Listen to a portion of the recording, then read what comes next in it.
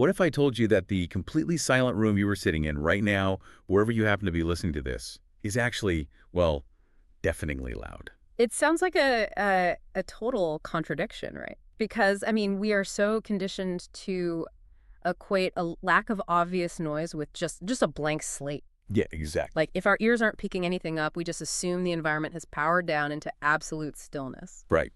But welcome to the deep dive. Today, we are tailoring this specific exploration for you, the learner. The person who wants that sudden perspective-shifting aha moment without getting bogged down in impenetrable jargon. Mm-hmm. We are going to completely upend how you experience the space around you. Our mission today is to unpack a genuinely fascinating, incredibly poetic piece of translative philosophy. It's an excerpt by an author named Shuofeng, coming from the fifth part of a work called Tianqi, or Revelation. Yeah. And the translation we are looking at is by Jijing, and it is titled, Simply Everything Has a Sound. What makes this piece so compelling is that it doesn't start with abstract mysticism. It grounds its entire philosophy in a very strict, undeniable physical equation. Right. It builds a logical progression that goes basically like this. As long as there is movement, there are vibrations. Where there are vibrations, waves are produced. And where waves are produced, sound is generated. Okay, let me make sure I'm visualizing this correctly. Movement equals vibration. Exactly. Vibration equals waves. And waves equal sound. You got it. Therefore, if something is moving, it is physically impossible for it to be silent because that movement is generating a wave. That is the core premise, yeah. I mean, think about what a wave actually is. It's just energy transferring through a medium. Like water or air. Right, air, water, or even the structure of its own molecules. When an object moves, it displaces whatever is around it. That displacement pushes against the next molecule, which pushes against the next, creating a ripple. Mm-hmm. That ripple is a wave. And in Shuofeng's framework, that wave is a sound. So we start by applying this to things that are, easy to swallow. Mm-hmm. Machines moving, animals going about their lives, even growing plants. Well, yeah, we can rationalize those. A machine obviously has grinding gears and combustion. Right, they're noisy. And an animal has vocal cords and heavy footsteps. Even a growing plant makes sense if you think about the mechanics of it. A root is physically wedging itself through compacted soil. Cellular walls are expanding and stretching. Because there's friction. Intense mechanical friction happening there, yeah, generating microvibrations. Okay, I can accept the plant, but Shuofeng doesn't let us stay in that comfortable zone for long. No, not at all. We are immediately asked to apply this formula to things we assume are the very definition of perfect silence. Things like white clouds drifting across the blue sky, butterflies gracefully dancing among flowers, mosquitoes buzzing as they suck blood, even the movement of our own intestines. Notice the deliberate progression Shuofeng is using there too. We are moving from the massive, distant scale of a cloud down to the incredibly intimate internal scale of our own digestion. Which is a bit unsettling to think about. Right, but the goal is to systematically remove our biological excuses for silence. Well, the mosquito's obvious. And honestly, anyone who has been in a quiet room after a big meal knows the intestines aren't silent. Very true. But a butterfly's wing? A cloud? Come on. Let's break down the mechanics. A butterfly looks peaceful, but its wing is still violently displacing air to create lift. It is creating a pressure wave. Okay, sure. And a drifting cloud looks like a silent painting from the ground. But in reality, it is a massive accumulation of millions of pounds of water vapor violently interacting with atmospheric currents. The friction is immense. Okay, I'm going to stop you right there because I have a really hard time buying the next leap this philosophy makes. I know where you're going with this. I understand that wind causes friction and insect wings displace air. But then Shuofeng brings up flowing water, which, fine, bubbling brooks make noise, but then he includes mountains, rocks, the earth itself. If I go outside and place a granite rock on a table, it is doing absolutely nothing. It is the ultimate static object. It is dead, solid matter. Well, let's look closer at that rock. Shuofeng uses two distinct levels of basic physics to completely dismantle the idea that a rock is static. Okay. First, there is the macroscopic level. That rock is sitting on the Earth. The Earth is rotating on its axis and revolving around the sun. So it has, like, planetary momentum. It does. That rock is currently hurtling through the vacuum of space at thousands of miles per hour. But the second point is even more critical for this philosophy. Look at the microscopic level. Right.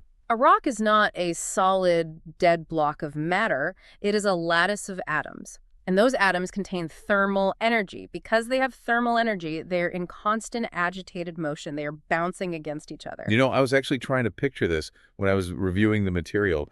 Instead of visualizing a pebble as a paperweight, I realized you have to picture it as a giant frozen speaker Oh, cone. that's a great way to put it. Because it's moving on a molecular level, it's jittering. It is constantly vibrating against the air around it, pushing tiny pressure waves outward. It's vibrating at a frequency that falls completely outside the biological capacity of the human ear. That analogy perfectly captures the mechanism. The philosophy challenges our inherently human-centric view of reality. We have this bias where we assume that if we cannot perceive a phenomenon, it just doesn't exist. Right. Our ears evolved to hear a very specific, narrow band of frequencies because that's what kept us alive. We needed to hear a predator snapping a twig. We did not need to hear the molecular hum of a granite boulder. So just because we don't hear the mountain doesn't mean the mountain isn't singing. It's just broadcasting on a channel we aren't equipped to tune into. The underlying logic holds firm. The molecules in the mountain are moving. Because they're moving, they vibrate. Because they vibrate, they create waves.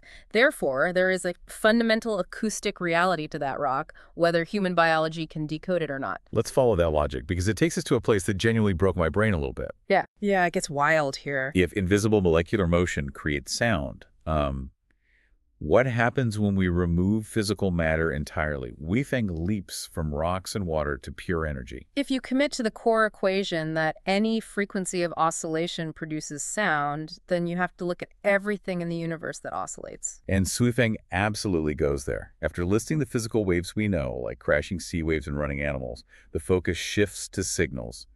Television stations, radio stations, and the mobile phones we use. And then, the ultimate leap. All light has sound, not just the radiant waves of the sun, but even the faint glow emitted by a single lit candle. This requires us to blur the arbitrary lines we've drawn between our senses. All right. In physics, the visual spectrum and the electromagnetic spectrum are the exact same phenomenon. Right. A radio wave sending a text message, the Wi-Fi signal in your house, the visible light from a candle, they are all photons oscillating at different frequencies. They are all waves. And we usually think of a cell phone signal as just abstract, invisible data, like magic text messages floating through the air. But my router is pumping out a physical wave. It is moving energy through the space of my living room. Exactly. And by the strict logic of Yu Feng's premise, every single one of those waves is a physical vibration. Every signal is an unlistened to sound. I want you, the listener, to try a thought experiment right now based on that striking candle imagery. Imagine sitting alone in a pitch-black room. You strike a match and light a single candle. Usually your brain just processes visual data. You see a faint, flickering orange glow. But Xuthing is inviting you to try and imagine the specific, quiet audio frequency of that light. The light from that flame is an oscillating wave. It is moving outward, hitting the walls. Therefore, that candle isn't just illuminating the room. It is quietly humming to it.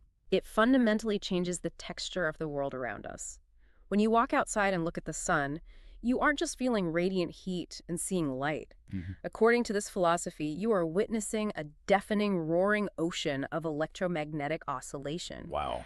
Sweffing is equating the visual and electromagnetic spectrums directly with the auditory spectrum. It strips away the human lens entirely.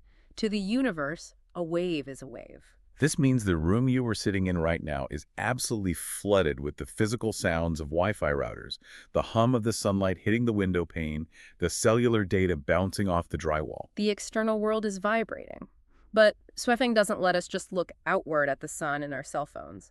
The philosophy takes that exact same lens and turns it inward.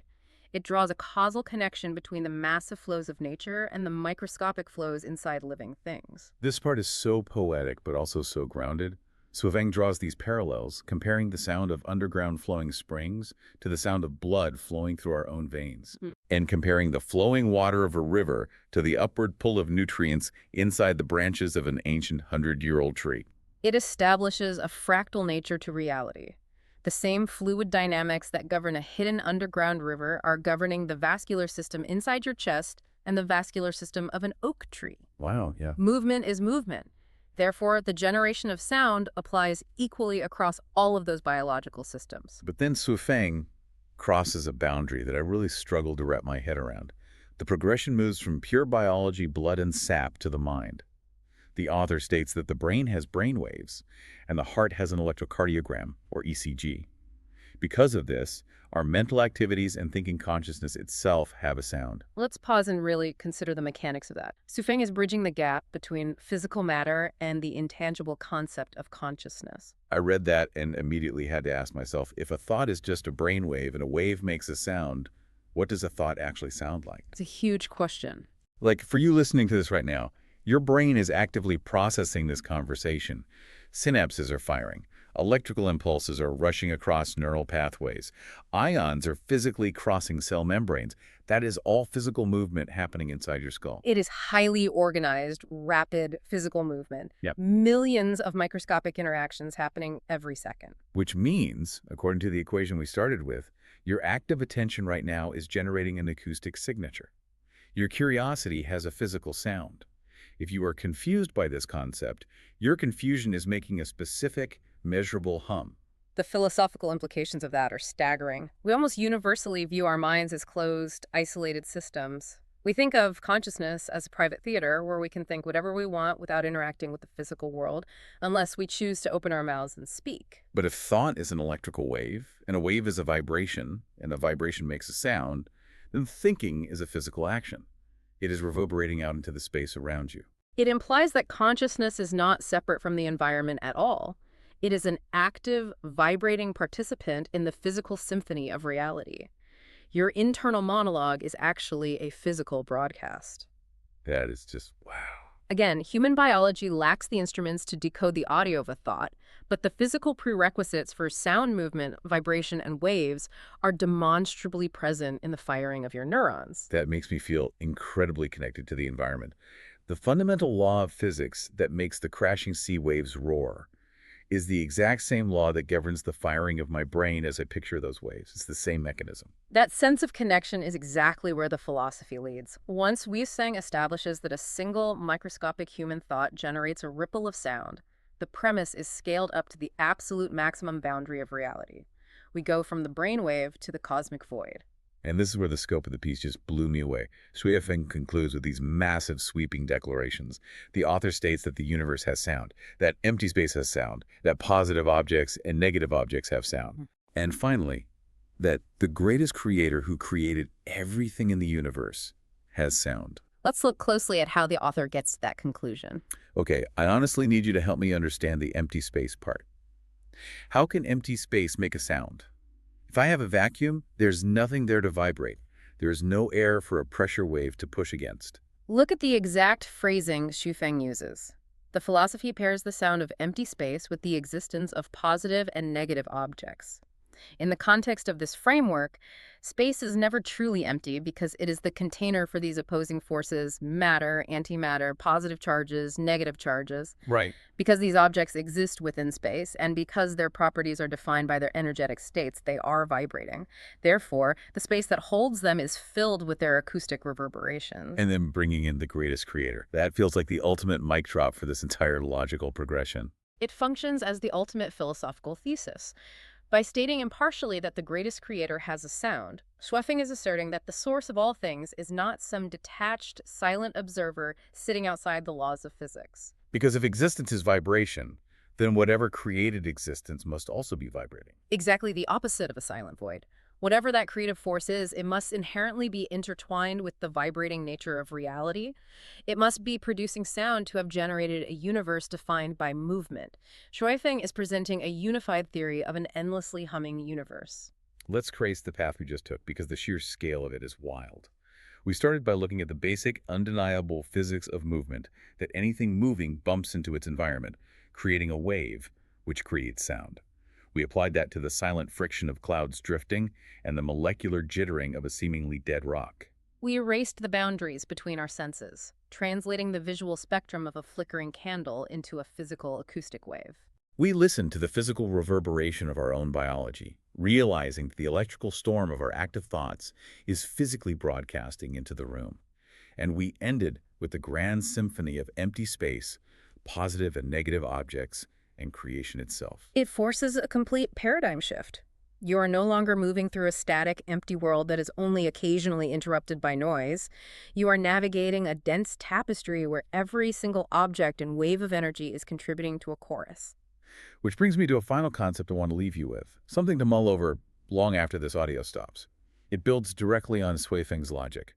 If every single thing in the universe, from a rock's molecular lattice to a passing thought to the vastness of space, is constantly vibrating and making a sound, Right. then true silence does not actually exist. Not within the boundaries of physical reality, no. Because for true, absolute silence to exist, you would have to achieve absolute zero. You would need the complete, total cessation of all molecular movement. No atoms jittering, no heat, no energy, no thought, no light. Silence would literally mean the complete cessation of existence. Silence is non-existence. As long as there is matter, energy, or consciousness, there is movement. And where there is movement, there is a song being sung. So the next time you feel overwhelmed and you try to seek out a perfectly quiet room to relax in, I want you to realize something. You aren't stepping into emptiness.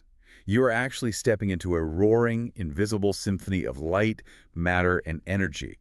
The room is alive. The walls are humming with molecular thermal energy. The light bulbs are singing. Even your own mind is adding its unique frequency to the chorus. You aren't finding silence. You just have to change how you listen. Absolutely. Thank you so much for bringing such a mind-expanding source to the table and joining us for this deep dive. Until next time.